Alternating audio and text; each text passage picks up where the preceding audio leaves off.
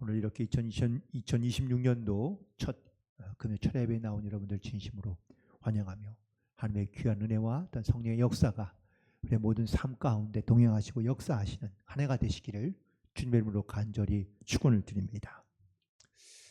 어떤 한 목사님이 미국에 이제 어느 이제 좀 부흥하는 교회들을 탐방하게 되었는데, 좀 큰 교회를 가면 교회들마다 이렇게 좀 서점도 있고 또한 거기서 기독교 용품도 파는 것들이 많이 있는데, 그런데 어느 딱 어떤 모자를 봤는데 그 모자에 십자가가 그려져 있고 그 옆에다가 영어로 글씨가 써 있는데 WWJD라고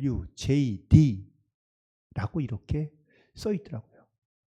그래서 아니 뭐 모자가 그냥 뭐 나쁘진 않은데, 그런데 이 글자가 도대체 무슨 글자인가 너무 궁금한 거예요. 그래서 일하는 점원에게 물어보았습니다. 아니 저 영어 글자가 도대체 뭐냐, WWJD 아니 글자가 뭐냐고 물어봤더니 약자인데 Jesus, What would Jesus do? 라는 그 글자를 앞글자만 따서 이렇게 적어놓은 글자인 것이죠. 뜻은 예수님이라면 어떻게 하실까? 라는 그러한 문구의 글자였던 겁니다. 모자를 한참 만져보고 써보고 막 이렇게 고민하던 이 목사님이 결국은 모자를 사지 않고 그냥 가니까 점원이 물었습니다. 아니 왜 당신 왜 저 모자를 마음에 들어 하는 것 같은데 왜 사지 않냐? 라고 물어봤더니 그 목사님 하는 말, 예수님이라면 사겠는가? 라는 생각을 해봤다고 합니다. 왜냐하면 모자 가격이 20불이었거든요. 그러니 너무 비싼 가격에 사지 않겠다라는 것이죠. 우리 살아가면서 그런 생각을 할 때가 종종 있습니다. 정말 내 이런 상황에 혹은 내 문제에 혹은 또 내 어떤 이러한 계획에 예수님이라면 과연 어떻게 하실까라는 것을 한번 상상해 보기도 하고 대입해 보기도 합니다. 정말 예수님이라면, 또한 예수님께서 정말 이 일을 기뻐하실까라는 이러한 우리의 영적인 고백 가운데 우리 다시 한번 내게 주어진 모든 상황과 맡겨진 일들 속에서 주님이 행하시고 일하시는 그런 믿음의 역사를 나타내는 그런 복된 한 해가 되기를 간절히 소망합니다. 우리가 잘 알고 있는 사도 바울은 그의 일생의 가장 중요한 어떠한 터닝 포인트가 바로 이 예수님을 만난 사건의 전과 후로 나뉠 수 있습니다. 다메섹에서 길가에서 예수님의 음성을 듣고 또한 예수님을 만나고 난 다음에 바울은 그의 일생이 완전히 달라지게 됩니다. 예수님을 알기 전 그 바울의 인생을 이끌어갔던 삶의 목표, 삶의 방향, 삶의 목적이 무엇이었는지 혹시 다 알고 계신가요? 그 이야기가 바로 3장 1절부터 5절부터 6절까지에 있는 말씀에 보면 한 7가지의 이야기로 자기의 인생을 요약하고 있습니다. 말하기를 나는 태어난 지 8일 만에 할례를 받고 또 이스라엘 족속이고 베냐민 지파이고 히브리인 중에 히브리인이고 율법으로는 바리새인이고 열심으로는 교회를 박해하고 율법의 의로는 흠이 없는 자다라고 이렇게 자기를 자랑하고 있습니다. 그런데 이 중에서 앞에 말한 4가지는 선천적으로 자기가 갖고 태어난 것이고 나머지 3가지는 제가 후천적으로 노력해서 얻게 된 성과들을 의미하고 있습니다. 바울은 사울이었을 때의 그는 세상에 어쩌면 자랑거리가 많았던 사람이라고 말하고 싶은 것이죠. 자기 스스로 자기의 가지고 태어난 배경, 선천적인 모든 것들을 자랑스럽게 여겼고 또 지금까지 살아오면서 자기가 이루어놓은 그런 어떤 후천적인 모든 자랑거리들을 그는 귀하게 여겼던 사람인 것을 우리가 알 수 있습니다. 그런데 이렇게 자기가 정말 자기의 삶의 목표요 혹은 또 삶의 어떤 이런 목적이라고 말할 수 있었던 이 모든 것들을 예수님을 만나고 난 다음에 과감하게 다 버립니다. 그러고 난 다음에 그가 이렇게 이 모든 것을 버릴 수 있었던 이유, 그 이유를 딱 한마디로 표현하면은 7절에 있는 말씀을 보시기 바랍니다. 3장 7절에 있는 말씀 우리 같이 함께 한 목소리로 읽겠습니다. 그러나 무엇이든지 내게 유익하던 것을 내가 그리스도를 위하여 다 해로 여길 뿐더러. 무엇 때문에요? 그리스도 때문에. 그리스도를 위하여 이 모든 것들을 다 해로 여기고 버렸다라는 겁니다. 자, 그렇다면 자기가 그토록 소중하게 여겼던 혹은 가치 있게 여겼던 그런 모든 것들을 다 버리고 난 다음에 바울에게로 얻게 된 또한 바울이 가지게 된 그런 과연 소중한 것들은 과연 무엇일까요? 예수님을 통해서 얻게 된 것들은 과연 무엇일까? 그 이야기가 8절부터 11절에 기록되어져 있습니다. 8절부터 보면 예수를 아는 지식을 그가 얻게 되고, 두 번째는 그리스도의 의를 얻게 되고, 세 번째는 그리스도의 권능을 얻게 되고, 네 번째는 그리스도의 고난에 동참하게 되고, 다섯 번째는 그리스도의 영광을 얻게 되었다고 그가 고백하고 있습니다. 그가 세상에서 얻었던 수많은 것들을 다 해롭게 여겨서 버리고 난 다음에 주님을 바라보며 살아감으로 말미암아 그가 얻게 된 새로운 유익한 것들, 또한 새로운 것들, 주님을 통해서 얻게 된 이 5가지의 새로운 것들이 이 바울의 일생의 목표가 되고 가치가 되고 삶의 목적이 되어 살아가고 있다는 것을 말하고 있습니다. 그런데 이 모든 것들을 통틀어 한 가지로 말한다면 바로 그리스도를 위하여 살게 되었다라고 고백하고 있습니다. 사실 이렇게 사울에서 바울처럼 완전히 삶의 목표와 가치가 뒤집어진 바뀐 사람은 흔치 않습니다. 우리 주변에도 여러분 우리가 신앙생활을 하는 많은 분들을 보지만 그들 중에서도 이렇듯 과거에 있던 자기의 모든 소중한 것들을 다 버려버리고 예수님만 위해서, 주를 위해서, 그리스도를 위해서 살아가는 사람들이 과연 얼마나 있을까요? 그래서 얻게 된 이 5가지의 이 놀라운 어떤 하나님께서 주시는 그런 은혜들을 누리며 살아가긴 하지만 여전히 이 바울의 삶 가운데는요 영적인 싸움이 치열했던 것을 우리가 알 수 있습니다. 오늘 그 영적인 싸움 가운데 바울이 선택하고 또한 바울이 끊임없이 노력할 수밖에 없었던 그러한 모습들이 과연 무엇인지 오늘 12절부터 16절까지 있는 말씀 가운데 고백하고 있고 또한 그것을 드러내고 있는데, 올 한 해 저희들이 그리스도를 위하여 혹은 내 삶의 바른 목표와 목적을 우리가 붙잡고 살아가려 할 때에 우리 가운데 끊임없이 찾아오는 모든 영적인 싸움 가운데 우리가 어떠한 신앙의 결단을 가지고 살아가면 좋을지를 오늘 본문에 있는 말씀을 통하여 함께 묵상하고 은혜를 나누고자 하는데, 첫 번째는 바로 나의 부족함을 우리가 잊지 않고 살아가야 한다라는 사실입니다. 이걸 조금 다른 말로 표현하면 겸손해야 된다, 교만하지 말아야 된다라는 말과도 일맥상통하기도 합니다. 우리가 잘 아는 것처럼 하나님은 교만한 자를 싫어하시고 겸손한 자를 좋아하신다고 말씀하십니다. 겸손한다는 것은 내가 스스로 그냥 낮아지는 것도 있지만 자기의 부족함을 우리가 깨달아 알 때 우리가 겸손할 수 있다라는 사실이죠. 사울이었을 때에 바울은요, 교만이 하늘을 찌르고도 남았던 사람입니다. 그런데 이 사울이 내가 그리스도를 위하여 살기를 결단하고 난 다음부터 자기의 모든 것을 다 버렸는데, 그걸 버리고 난 다음에 깨닫게 된 것은 자기의 부족함, 자기의 연약함이었다라는 사실입니다.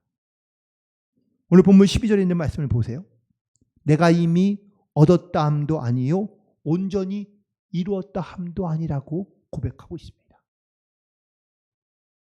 바울은 모든 것을 다 버렸는데, 주를 위해 자기가 가지고 있던 모든 것들을 다 버렸는데, 그러면 주님께서 자기의 삶에 그런 합당한 보상을 완벽하게 완전하게 해주실 거라고 우리가 그렇게 기대할 수 있는데, 그런데 바울은 얻었다 함도 아니고 온전히 이루었다 함도 아니라고 고백하고 있습니다.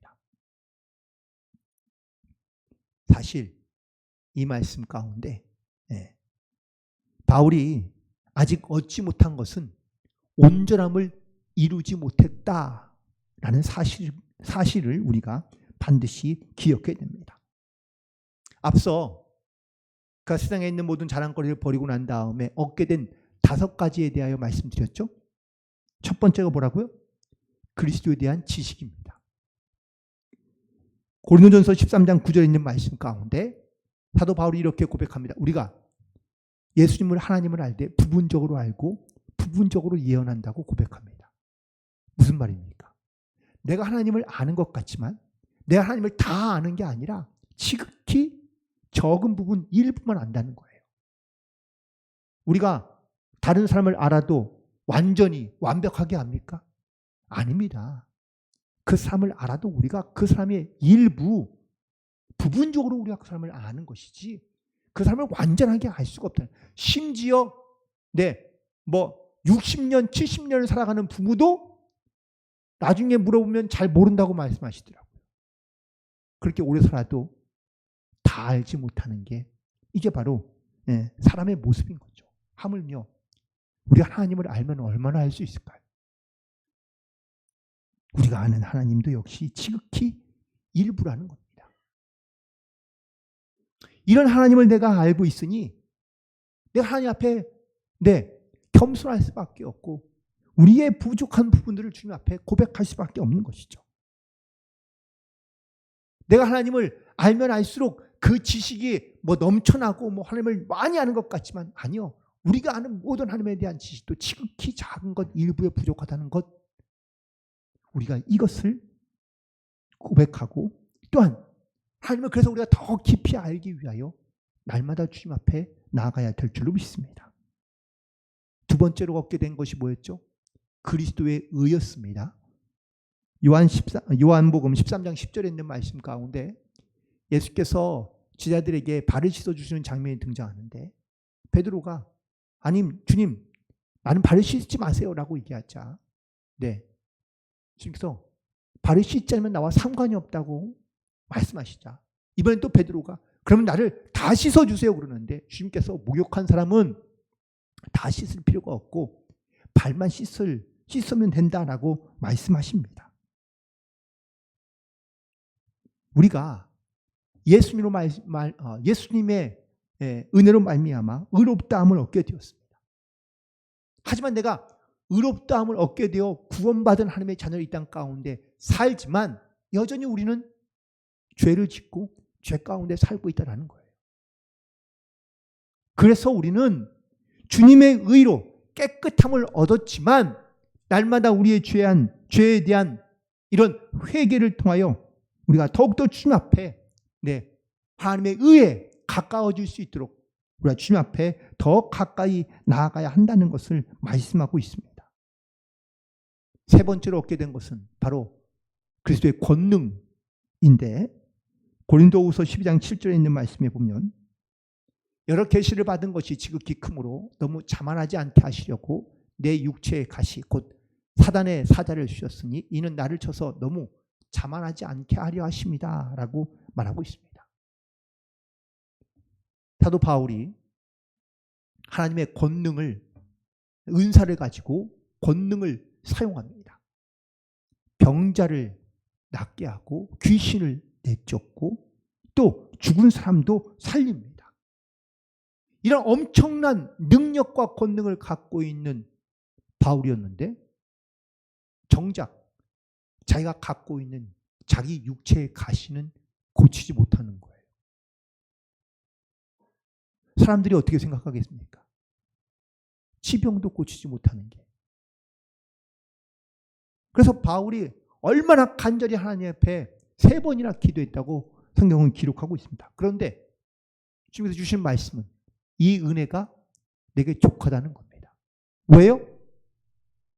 이 가시로 말미암아 나를 자만하지 않게 하기 위해서 하나님께서 그 가시를 남겨주셨다고 말씀하고 있는 겁니다. 바울은 하나님의 권능을 이렇게 마음껏 사용하며 쓰임받는 사람이긴 했지만 자기의 육체의 가시를 통하여 항상 자만하지 않고 겸손하게 하는 것이, 이것이 바로 하나님의 은혜라는 것을 하나님께서 깨닫게 해주신다라는 사실입니다. 그리고 4번째는 바로 예수님의 고난에 참여하게 함이라고 말씀하고 있는데, 오늘 본문 3장 10절에 있는 말씀 후반부에 보면 10절에 보면 내가 그리스도와 그의 부활의 권능과 그 고난에 참여함을 알고자 하여 그의 죽으심을 본받는다고 말하고 있습니다. 바울이 예수님을 증거하면서 수많은 고난을 핍박을 당합니다. 이 빌립보서를 기록할 당시에도 감옥에 있었습니다. 그런데 그는 지금도 자기는 이 고난을 받는 것을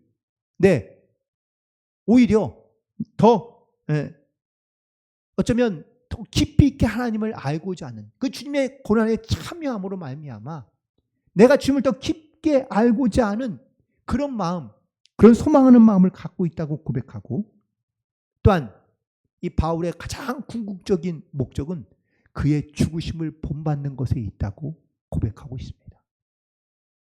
즉 바울은 그냥 단순히 고난받는 것으로만 끝나는 것이 아니라 예수님께서 십자가에 달려 죽으심으로 자기를 구원하신 것처럼 자기도 다른 믿지 않는 사람들, 그들을 구원하기 위한 그 죽음에도 그는 담대히 나아갈 수 있다는 것을, 그 주님을 본받기 위하여 살아가고 있다는 것을 선포하고 고백하고 있다는 것이죠.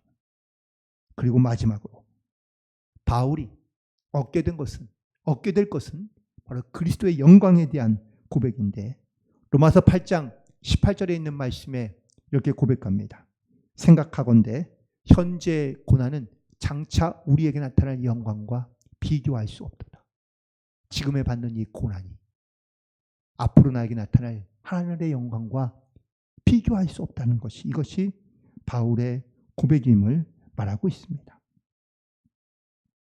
바울은 이처럼 자기가 세상에서 목표로 삼고 목적으로 삼고 또 세상에서 어떤 이런 성공한 인생을 살아가는 이것들을 추구하는 삶을 살아갔던 자기의 모습에서 예수를 만나고 난 이후에 그런 모든 것을 다 버리고, 그리고 이런 하나님께서 주시는 이런 하나님을 아는 지식과 그리스도의 의와 주님이 주시는 권능과 고난에 참여함과 하나님의 영광을 보는 삶으로 바뀌게 되었다는 것을 고백하고 있습니다.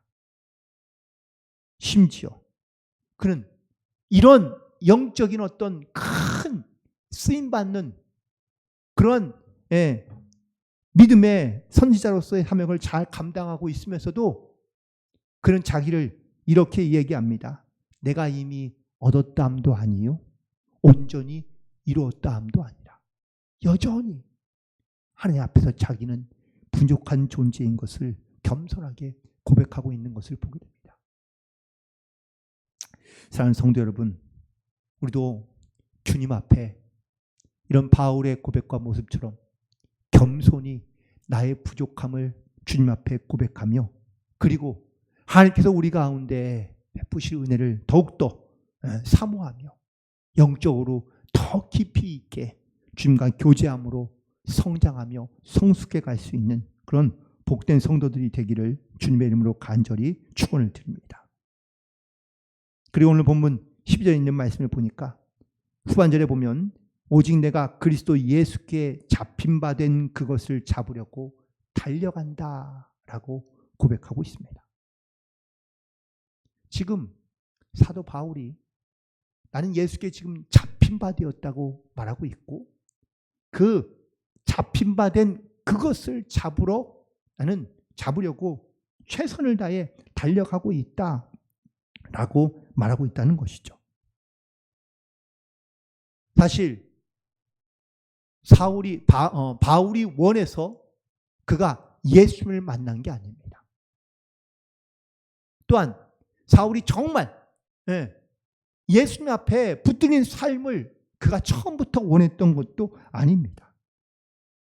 그런데 그가 예수님께 붙잡힌 바 되고 난 다음 그는 자기의 모든 것을 다 버리고, 그리고 예수님께서 원하시는 그것을 잡으려고 그가 최선을 향해 달려가고 있는 것을 보게 됩니다.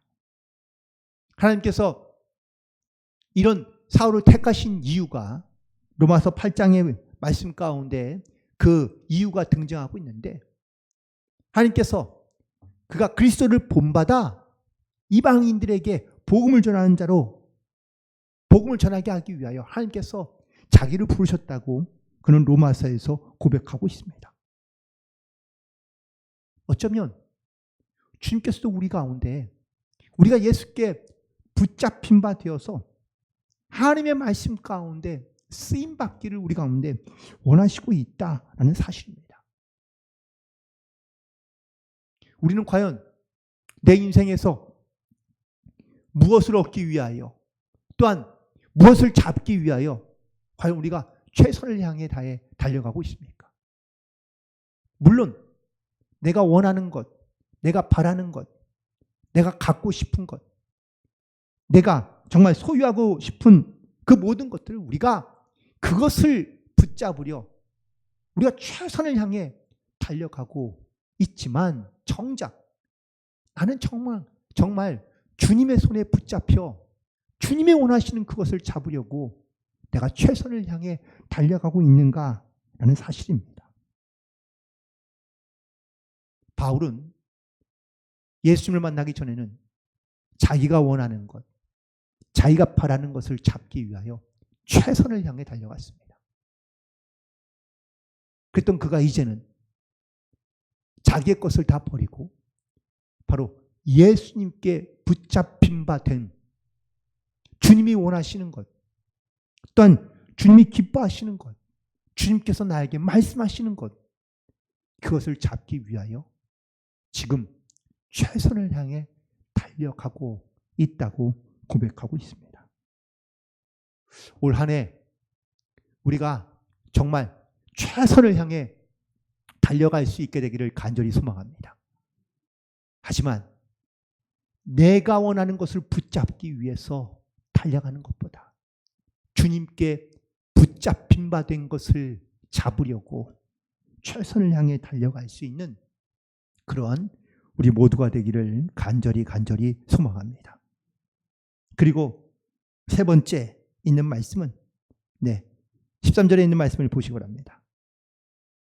형제들아, 나는 아직 내가 잡은 줄로 여기지 아니하고 오직 한 일, 즉 뒤에 있는 것은 잊어버리고 앞에 있는 것을 잡으려고 표대를 향하여 그리스도 예수 안에서 하나님의 위에서 부르심을 향하여 달려간다고 말하고 있습니다.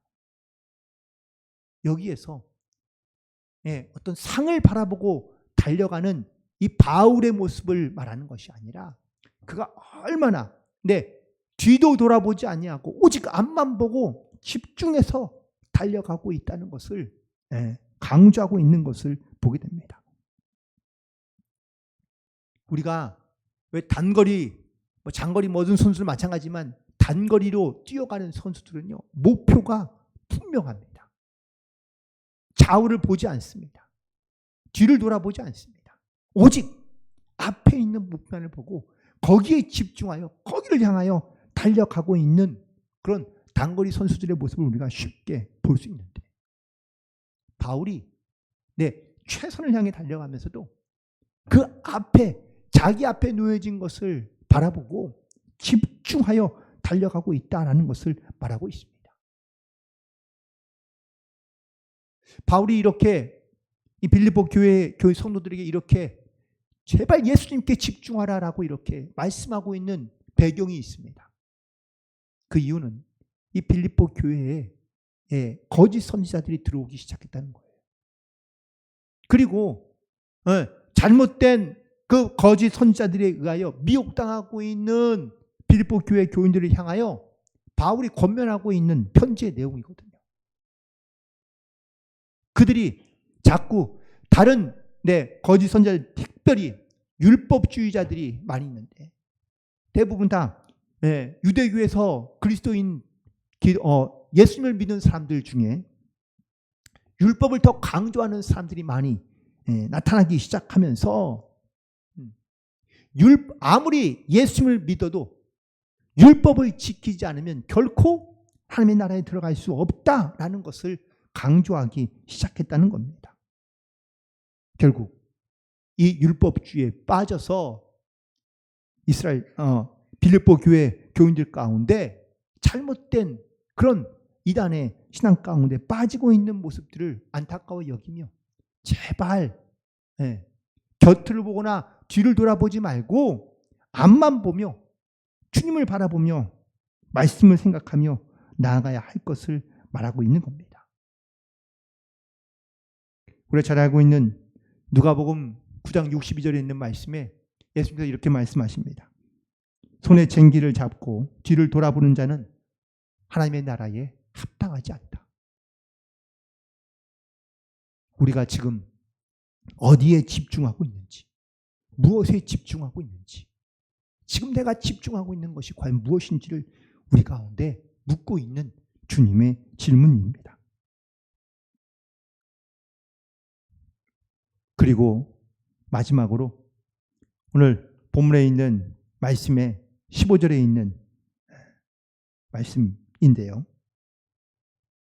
그러므로 누구든지 우리 온전히 이룬 자들은 이렇게 생각할지니 만일 어떤 일이 너희에게 달리 생각하면 하나님이 이것도 너희에게 나타내시리라 라고 말씀하고 있습니다. 하나님께서 우리 가운데 어떻게 우리 가운데 나타내실지, 하나님께서 우리 가운데 어떻게 일하실지, 하나님께서 우리 가운데 정말 어떻게 행하실지 이 주님의 행하심을 기대하며 소망하는 가운데 하나님의 도우심을 구해야 한다라는 것을 말하고 있는 겁니다. 우리가 최선을 향해 나아가고 우리가 집중해서 우리가 나아가지만 정말 내 열심 가운데 빠지다 보면 우리가 주님의 도우심과 주님의 우리가 일하심을 우리가 느끼지 못하고 깨닫지 못할 때가 많기 때문입니다. 이렇게 되면 결국은 교만과 자만에 빠지기 쉽다는 겁니다.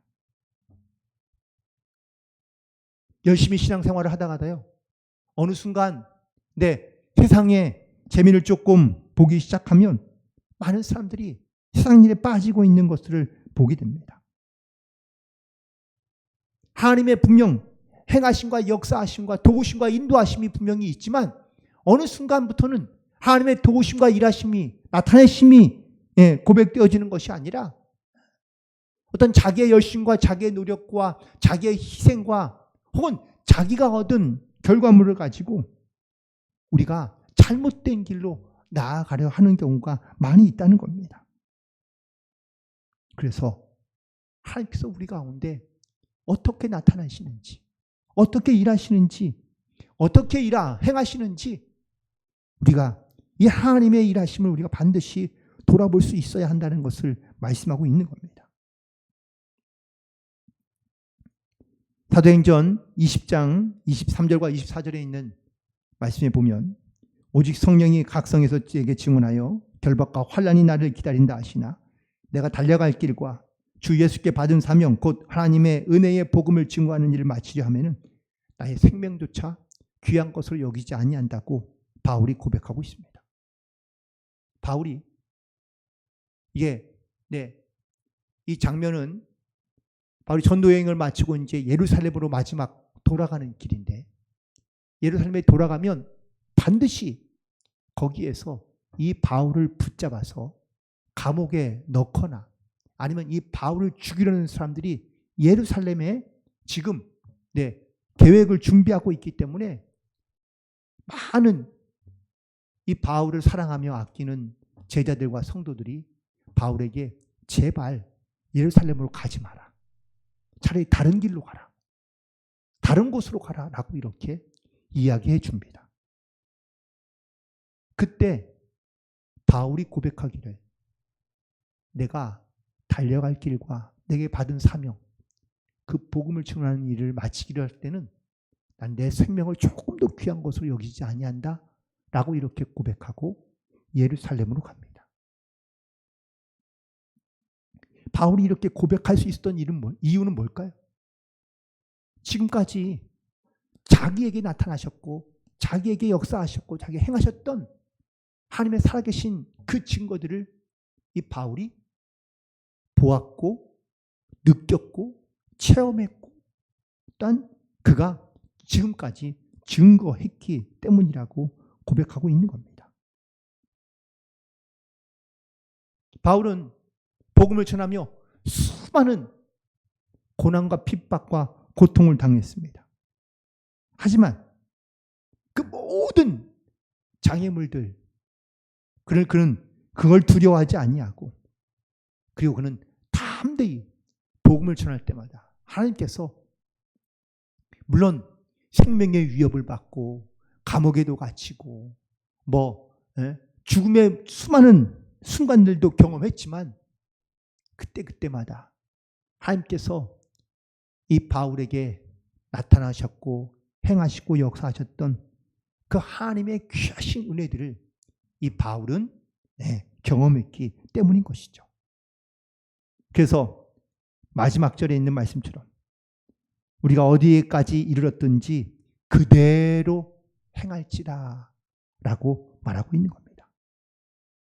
지금까지 했던 그대로 나는 앞으로도 이렇게 행하며 난 이렇게 살아갈 것이라는 것을 말하고 있는 바울의 결단이며 고백인 것을 알 수 있습니다. 2026년도 한 해가 새롭게 시작되었습니다. 올 한 해 저는 교회 표화 목표를 일단 우리가 계획하고 생각하고 또한 우리가 어떤 멋있는 것을 우리가 아무리 만들어도 하나님께서 일하지 않으면 하나님께서 역사하지 않으면 사실 우리의 계획과 우리의 생각은 아무것도 아닐 수밖에 없습니다. 주님께 붙잡혀 내 삶의 목표와 방향을 분명하게 정하고 하나님의 뜻에 우리가 합당한 믿음의 결단을 가지고 살아갈 때 하나님께서 우리에게 지금까지 나타내시고 행하시고 역사하시고 일하셨던 그 하나님의 귀한 은혜가 지금도 그대로 그리고 앞으로도 우리 가운데 역사해 주실 줄 믿습니다. 오늘 다시 한번 이 삶의 우리의 목표와 방향을 분명히 하고 그리고 여전히 우리의 겸손함으로 또한 최선을 다해 맡겨진 일들에 집중하며 그리고 주님의 도우심을 구하고 겸손히 하나님 앞에 나아갈 때 나를 통하여 하나님의 귀한 나라가 또한 주님의 또한 은혜가 선포되고 증거되어지는 그런 복된 삶을 사랑하는 모든 성도들이 되시기를 주님의 이름으로 간절히 축원을 드립니다. 기도하시겠습니다.